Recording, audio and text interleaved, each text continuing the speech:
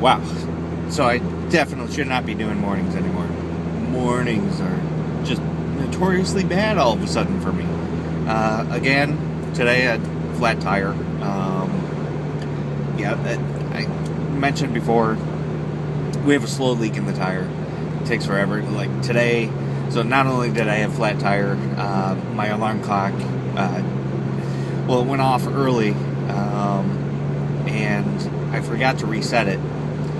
So I did that half asleep kind of reset the alarm clock thing. Totally screwed up. Set it to something that the alarm went off, but it didn't do any type of sound. So why that is even a feature for an alarm, I have no freaking idea. It's the stupidest thing ever. Really, like an alarm clock that you have an option to not make a sound, no tone, not even vibrate. Like, I used to set one of my older phones up to vibrate when the alarm would go off, and that was nice, because if you're sleeping with somebody else, that vibrate was kind of enough when it was on your side to wake you up, and it was non-intrusive for the other person. This was a monster vibrate, though. I mean, you could be blocks away and hear the vibrate from this thing, but regardless, so the alarm went off, but no sound, so I didn't wake up on time. I go outside, and my tire is flat, which is awesome again, right? So I was like, you know what? I'm already running late. I don't have time to do this tire thing. I have to get there. Let's go ahead and take the other car. Well, the other car's sandwiched in between two cars in our driveway, and I'm like, I don't want to move the one on the end, the one on the end of the car that I would have normally used that has the flat. I'm like, I'm not going to use that. I'm not going to drive that car to open up a spot. Let's just circle around. So I do back up, reverse, back up, like until I can go out, and I go to drive through the yard, and this car gets stuck in the yard in the ditch. Phenomenal. But it was okay. It was just kind of a rock in and out, and I was done and on the road, and here I am driving. Yeah, I don't know. I don't know. Maybe I need to wake up a lot earlier and just let myself get into the morning. As it is now, like I wake up and it's immediate rush. Go, shower, clothe, brushing, everything, you know? Yeah, maybe I just need to wake up like half hour earlier, I don't know, and just kind of let the morning come to me, get that coffee down, get everything rocking and rolling the way it should, and then get up and go to work. Maybe that'll make the morning easier, I don't know. You know, the option of not going in to work in the morning is a non-option, because I like to have a job. I like putting money in the bank account, food on the table, all that kind of stuff. And I'm sorry about this stupid glare. Apparently I'm not. Every time I'm driving in the opposite way of where the sun should be when I'm doing this. Boom. Yeah, so that's that. You know, whatever. I'll just get over it. No problem with yours, right? Really, the next thing that I'd like to talk about is this Chicago Blackhawks team. Holy cow. These guys, I mean, they're doing it from all angles right now. All angles. You know, I'd still maybe prefer their power play to be a little bit better. But the Chicago Blackhawks team is really, they're really going to be something special, it seems, this year. Even more so than 2010 when they won the Stanley Cup. This team seems to be pretty special, and I hesitate to really say much more than it's going to be a special season. One, just the jinx factor. Definitely don't want to put any jinxes on any of my team, and I'm kind of big on that kind of stuff. When the Bulls were winning the championships in the 90s, I had to sit on a particular chair, and I had to curl my toes into the carpet in a way, and it was kind of painful and numbing, but I had to do that because I thought when I sat in that manner and was sitting there like that, that's when the Bulls were doing good and they typically won. So I continued to do that on and on and on. But yeah, so I don't want to put any type of jinxes on the team. But it looks to be as if this season's going to be pretty special for them. Now, here's one thing that I'm going to put out there too. Don't get overly excited. And don't really hesitate from putting them up there with some of the great teams. Even and again, I hate saying this because they haven't won anything. But,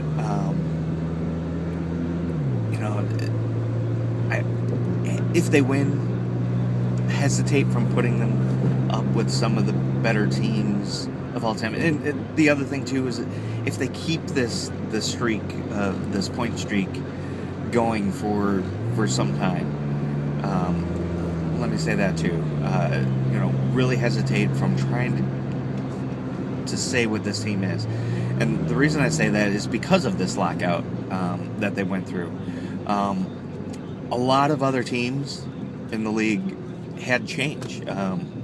They brought in new guys, they lost guys, and, their team dynamic changed. The Hawks really didn't have that. It's the same nucleus of guys that have been here for a while, right? Your Hosas, your Sharps, your Canes, the Taves, your Keith, Seabrooks, all these guys, they've been around here for a while. They have the other guys too, those role type guys. They've been in their place for a while. So the Hawks team really hasn't changed much. Where they might have made some additions is to the defense. They've added a couple of guys, but that's really all that's really popping into my head right now. So I really feel that the biggest reason that they're on the streak is because of that fact, because they had a lot less learning to do than some of these other teams.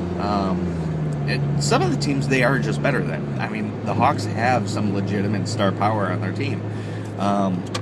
If you look at the very start of the season and how Hossa came out just insane, and then from there Patrick Kane kind of took over, and there's talk, ridiculous talk with Patrick Kane right now, and I'm not going to get into that. I think he's completely capable, always has been completely capable of going on one of these types of streaks,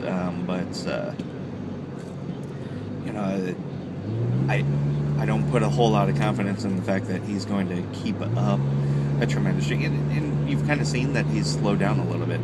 But he's still playing very good hockey from everything that I've kind of seen. So that definitely is encouraging. But yeah, just really enjoy the season. Don't try to name it something that it's not.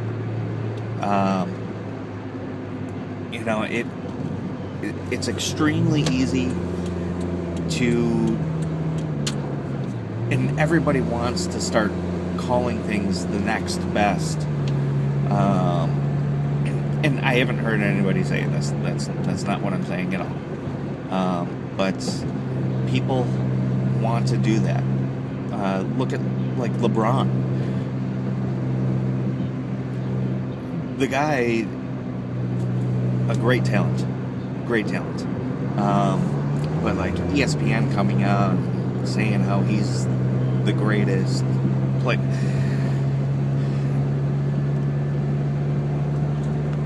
we know who the greatest was. It was Michael Jordan. We know that. Before him was Wilt Chamberlain / Bill Russell, depending on whose camp you were in.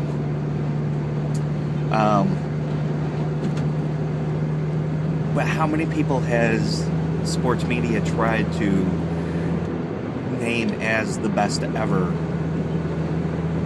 once Jordan retired? I mean, you had like Tim Hardaway. Did he even amount to anything? Like, how long was his NBA career? Or, not Tim Hardaway, I'm sorry. He actually had a pretty decent NBA career. What I'm thinking of is Harold Miner. He's not. And just the countless others that, might have had an okay college career, but never amounted to anything other than that. I mean, people are reaching out to high school to name who's going to be the next best thing. And, of course, sometimes it pays off. LeBron was a high schooler. Kobe, how could I miss Kobe in the next greatest ever conversation? Those were high school players. They were outside of the normal high school player. And I think today, too, there's workout regimens and different nutritional type diets and things like that can get somebody ready earlier so they can't make that jump from high school to the pros. In basketball, I would say that. I kind of want to also say baseball. However, I still think that baseball, there's such a more dynamic to it that you would have to at least spend a little bit of time in the minor leagues just to get your feet wet, just to understand baseball as a professional sport as opposed to baseball as the thing you love to do.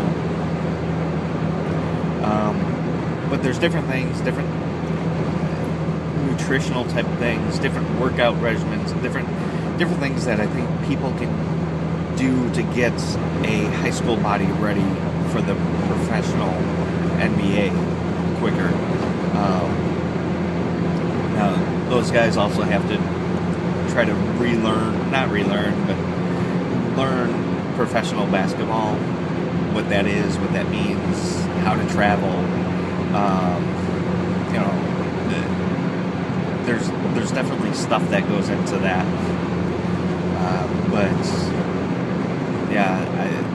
That's probably the only sport where I can see that happening. But even though, so back to LeBron.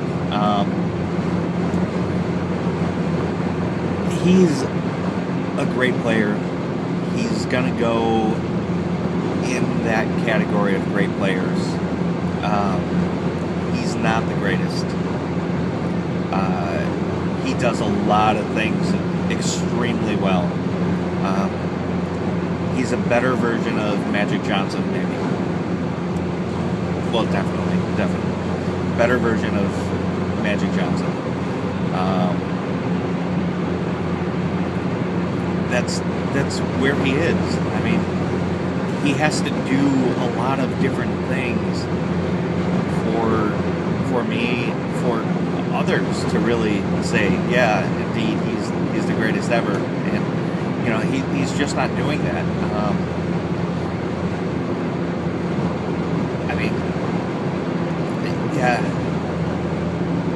just what I would say to you guys: download a video or pull up a video of Michael Jordan highlights.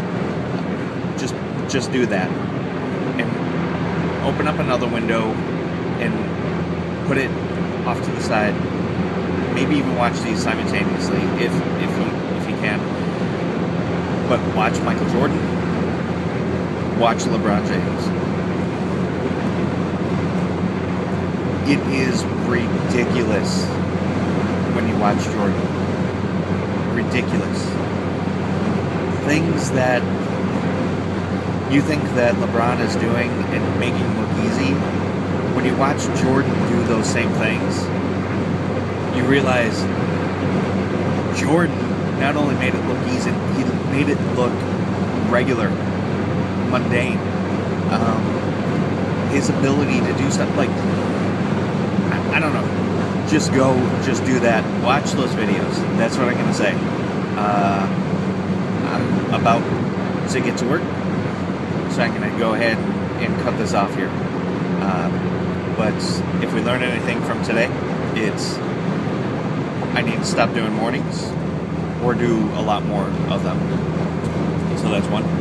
2, enjoy the Chicago Blackhawks season.